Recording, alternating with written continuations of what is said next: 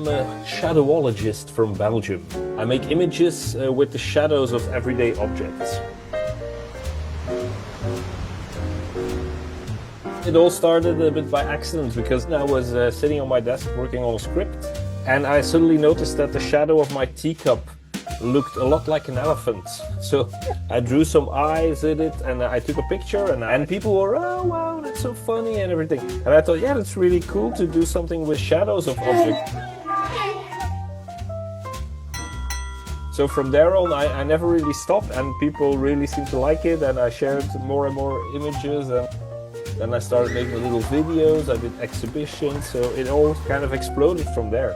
I grew up reading a lot of comics the whole time, and when I was 11 I really wanted to be a comic strip artist.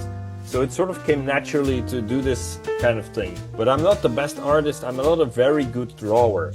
But the good thing with shadowology is the light does a lot of the drawing and I just have to add a few lines and the image is ready.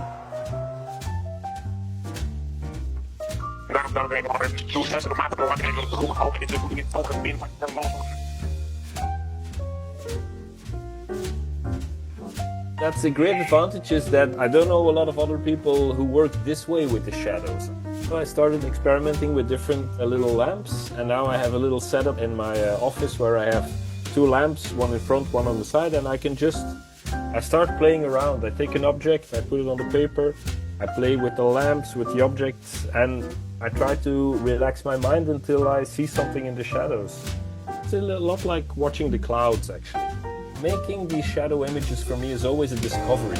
I discover something and it gives me energy and pleasure, so I hope to keep doing it and to keep discovering things. I try always to add a little bit of poetry and there's a little bit of melancholy in it.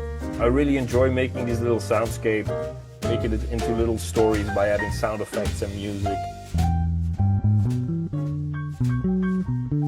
I noticed that a lot of people around the world share my silly sense of humor in all countries of the world. We're all very much alike in our silliness, I think. It's just an image, so you don't need language. That's a good thing, and that way it's quite universal.